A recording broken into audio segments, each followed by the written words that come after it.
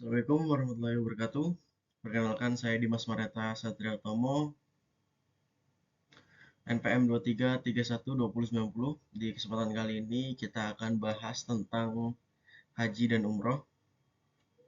Sebelum itu kita lanjut dulu pengertian dari haji dan umroh. Untuk pengertian haji dan umroh, pengertian haji di sini yaitu datang ke Mekah mengunjungi Ka'bah dan tempat-tempat lain untuk melakukan serangkaian ibadah tertentu dengan niat tertentu dalam waktu tertentu dan dengan cara-cara yang telah ditetapkan. Kemudian untuk pengertian umroh sendiri yaitu menziarahi Ka'bah untuk melakukan serangkaian ibadah tertentu dengan niat tertentu dan dalam waktu tertentu dan juga dengan cara-cara yang telah ditetapkan.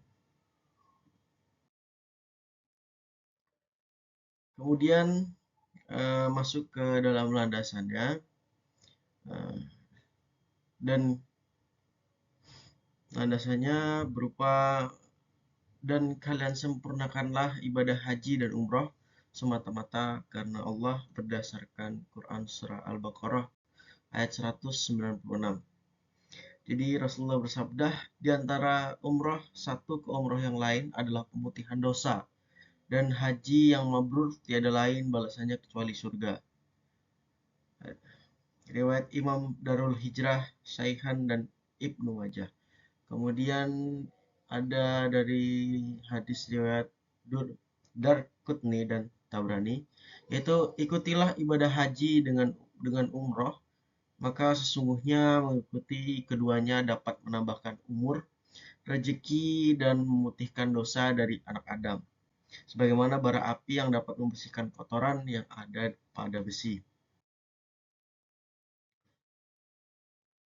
Kemudian untuk keutamaan haji dan umroh yang pertama itu untuk membersihkan jiwa, kemudian diampuni dosanya, kemudian menerima kemuliaan Allah di akhirat, dan berdasarkan sabda Rasul, orang yang melaksanakan haji ke Baitullah ini dan ia tidak bersenggama dan tidak pula berbuat kefasikan, maka ia terbebas dari dosa-dosanya seperti pada ia dilahirkan oleh ibunya. Hadis riwayat Al-Bukhari 1891 dan Muslim 1350. Kemudian untuk hukum haji dan umroh, yaitu mengerjakan umroh adalah kewajiban manusia terhadap Allah, yaitu bagi orang yang sanggup mengadakan perjalanan ke Baitullah. Quran Surah Al-Imran ayat 97. Masuk dalam syarat wajib haji dan umroh, yang pertama itu ada Islam, kemudian berakal, kemudian balik, dan kemudian merdeka, dan yang terakhir mampu. Masuk dalam perbedaan haji dan umroh.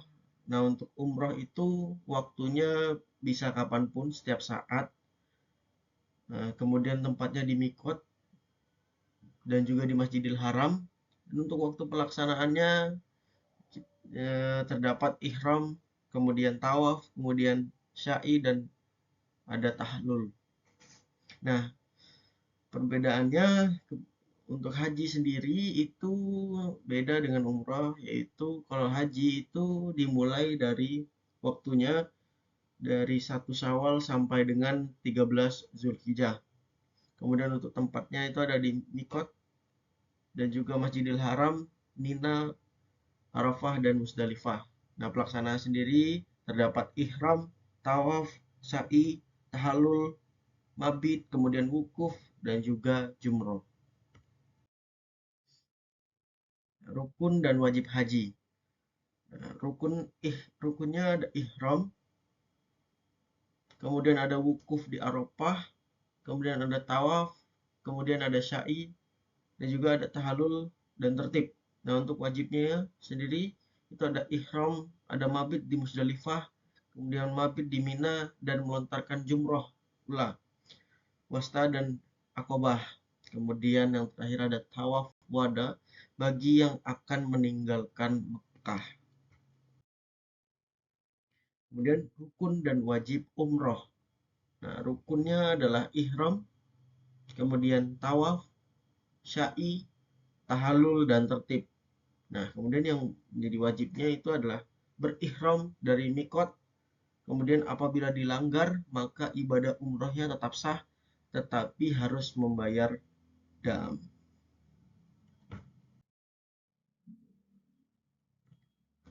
Nah, mikot ini adalah tempat atau waktu untuk memulai beriat ihram.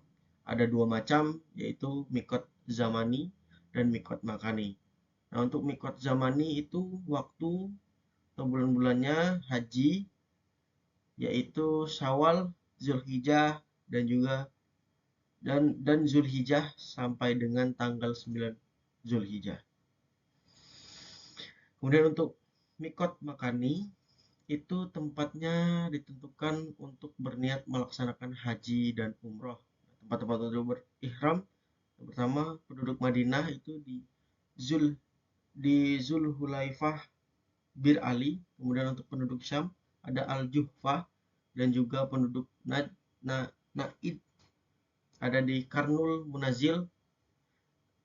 Kemudian ada penduduk Yaman yaitu di Yalamlam, dan penduduk Irak ada di Zatu Ir. Nah, untuk jamaah dari Indonesia, mikot itu dilakukan di yang pertama Zulhulaifah, yaitu bagi jemaah yang langsung berziarah ke Madinah. Kemudian di atas pesawat terbang, yaitu saat melintasi Karnul Munazil sekitar setengah jam sebelum pesawat mendarat. Kemudian ada Bandara King Abdul Aziz di Jeddah. Berdasarkan pada Hatwa Mikot, searah dengan Mikot sebagaimana dicontohkan oleh Umar bin Khattab dalam menetapkan Zatu Irkin. Kemudian ada di Mekah, yaitu adalah mikot haji bagi mereka yang melaksanakan haji tamatu, dan juga mereka yang sudah dianggap tinggal di Mekah.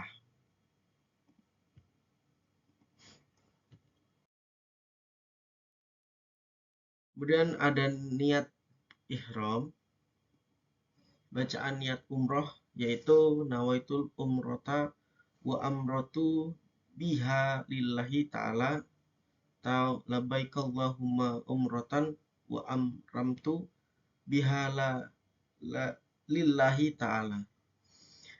Niat umroh harus dilakukan di mikot yang telah ditentukan dan dibacakan setelah memakai dua helai pakaian ihram yang tanpa jahitan bagi laki-laki. Adapun bagi wanita tidak ada ketentuan jenis pakaian yang harus dipakai. Akan tetapi wajib menutupi semua auratnya kecuali muka dan kedua telapak tangan. Nah, untuk kemudian ada sebelum berihram itu disunahkan mandi. Yang kedua, bersihkan badan, memotong kuku, menepiskan kumis, mencukur bulu ketiak, mencukur bulu kemaluan, kemudian memakai minyak wangi di badan, dan kemudian pakailah dua kain ihram diutamakan berwarna putih, sedangkan bagi wanita tidak ada pakaian khusus. Selama itu menutupi aurat dan tidak memancing fitnah. Contoh nih, ini merupakan contoh penggunaan ihram.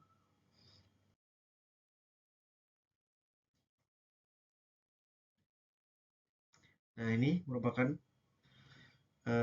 gambaran pakaian ihram dan cara menggunakan kain ihram pada saat melaksanakan tawaf. Nah, ini adalah kita masuk dalam larangan berihram.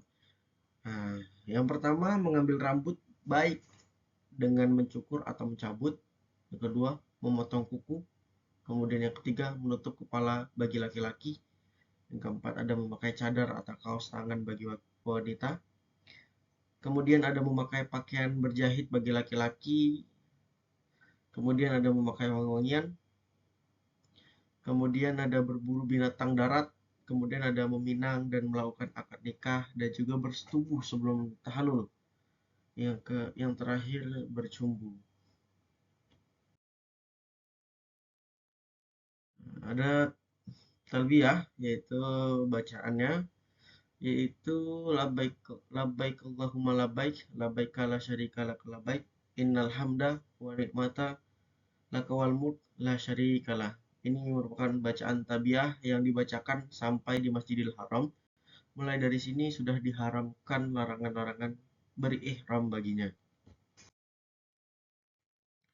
Memasuki Masjidil Haram, saat memasuki Masjidil Haram sebaiknya membaca ini ayat ini, Bismillahi wassalatu wassalamu ala rasulillahi a'udzu billahil azimi wa biwajhihil karim wa sultani wa sultanihil qadimi minas syaitonir rajim.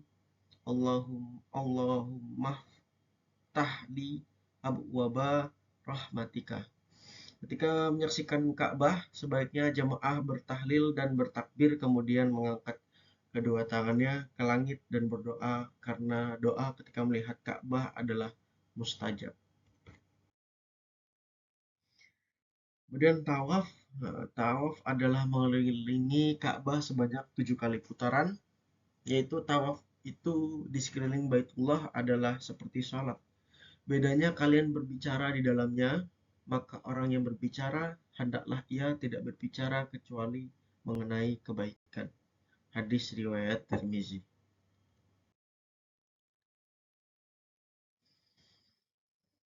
Ini merupakan gambaran dari tawaf, dimulai dari Hajar Aswad, yaitu mengusap dengan tangan kanan lalu cium jika memungkinkan, tidak berdesak-desakan atau menyakiti seseorang. Nah, saat menciumnya mengucapkan Bismillahi Allahu Akbar. Apabila tidak mungkin, cukup mengusap dengan tangan kanan lalu tangan itu dicium, atau cukup dengan memberi isyarat sekali dengan tangan kanan seraya mengucapkan Allahu Akbar tanpa diiringi dengan mencium tangan. Nah, untuk susunan tawaf,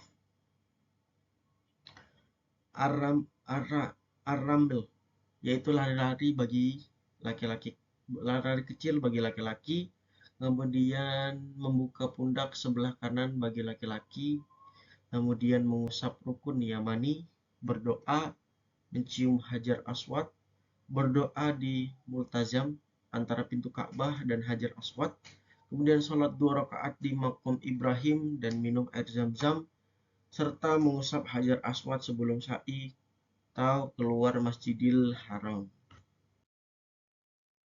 Cara ittibat dilakukan hanya pada saat tawaf. Bagi laki-laki, sebelum melakukan tawaf, sunnah melakukan ittibat, yaitu menyarungkan kain ihram di atas pundak kiri dan di bawah ketiak kanan. Setelah tawaf selesai, posisi kain ihram dikembalikan ke posisi semula.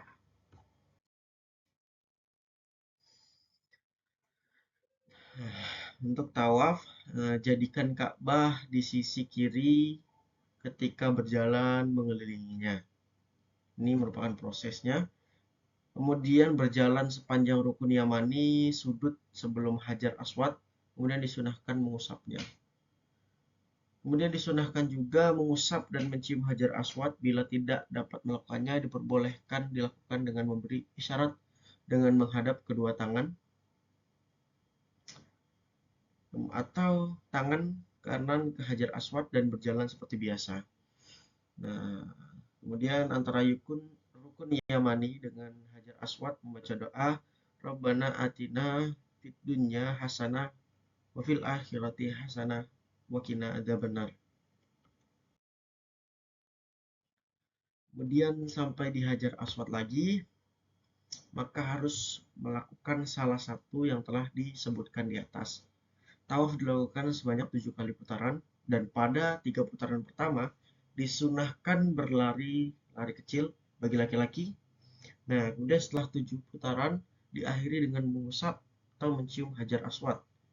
Kemudian mengembalikan posisi kain ihram ke keadaan semula atau menutupi kedua bahu.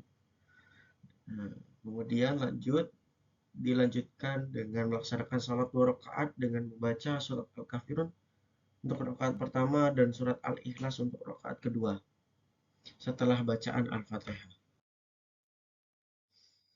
Nah, tawaf dan sholat 2 rakaat setelah tawaf. Ini bisa kita lihat di sebelah kiri ada rukun Yamaninya, kemudian makam Ibrahim, dan Hajar Aswad ya. Masuk ke Sya'i, yaitu adalah perjalanan di antara Safa dan Marwah bolak-balik dengan niat beribadah di dalam Masjidil Haram. Kemudian Sa'i adalah rukun haji dan umroh, dan Sa'i dilaksanakan sebanyak 7 putaran. Adab Sya'i.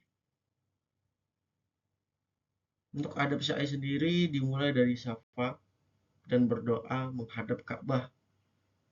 Kemudian dalam keadaan suci, berjalan kaki atau berlari, kemudian memperbanyak zikir dan menahan pandangan serta menjaga lidah. Jika tidak boleh menyakiti orang lain, kemudian mensucikan jiwa dan raga. Adapun rukun Sya'i di sini yaitu berjalan ke Bukit Syafa untuk melakukan Sya'i. Saat menaiki Syafa, membaca inna safa wal marwa min sya'airillah. Lalu berdiri di Safa menghadap Ka'bah dengan mengangkat kedua tangan mengucap Allahu Akbar, Alhamdulillah, Allahu Akbar 3 kali, lalu berdoa dan meminta kepada Allah apa yang diinginkan. Setiap doa diulang 3 kali, juga mengucapkan bacaan ini. La ilaha illallah wahdahu la syarikalah, lahul mulku wa lahul hamdu yuhyi wa yumiitu wa ala kulli syai'in qadir. La ilaha illallah wahdahu ahjaza wa'dahu wansara abdahu wa haza al ahza bawah dah. Kemudian setelah itu turun dari Bukit Safa menuju ke Bukit Marwah mengucapkan bacaan Abda'u bima bada Allahu bih. Kemudian berjalanlah biasa sampai pada tempat isyarat lampu hijau pertanda disunahkan lari-lari kecil di tempat itu sampai ke tanda lampu berikutnya. Lalu berjalan biasa lagi sampai ke Marwah. Nah, ini dihitung sekali putaran. Nah, kemudian sesampainya di atas Marwah, menghadap ke arah Ka'bah dan mengangkat kedua tangan seraya membaca dan berdoa seperti ketika di Safa, lalu berjalan biasa ke Arafah dan pada tanda lampu hijau akan lari kecil sampai tanda berikutnya. Nah, seperti ini dilakukan 7 kali dan akan berakhir di Marwah. Selama Sa'i diperbolehkan membaca Al-Quran, berzikir atau berdoa yang mudah baginya, atau membaca doa Rabbighfir warham innaka antal a'adzul akram. Nah, Sa'i antara Safa dan Marwah. Lanjut kita ke tahallul. Nah, di tahallul ini adalah mencukur rambut atau mengguntingnya seujung jari atau ukuran 1 cm. Nah, kemudian dengan ini telah selesai amalan umroh dan tidak diharamkan lagi larangan-larangan ihram. Dam. Nah, dam itu adalah denda atau tebusan bagi mereka yang menunaikan haji atau umroh tapi melakukan pelanggaran ketentuan atau peraturan yang telah ditetapkan. Nah, pelanggaran yang dikenakan dam itu yaitu melakukan haji kiron atau tamatu, kemudian tidak ihram di mikot, tidak mabit di Musdalifah, dan tidak mabit 2 di Mina, dan tidak melontarkan jumroh, dan tidak melakukan tawaf wada. Nah, ini merupakan larangan memakai pakaian, kemudian kondisinya pria. Nah, dendanya itu memotong seekor kambing, berpuasa dan juga berpuasa selama 10 hari dan 3 hari di tanah suci, sisanya di tanah air. Bisa kita lihat di sini semua larangan, kemudian kondisinya dan juga dendanya. Nah, bagi yang mabrur tidak ada balasan lain kecuali surga. Itu saja yang bisa dapat saya sampaikan. Terima kasih. Wassalamualaikum warahmatullahi wabarakatuh.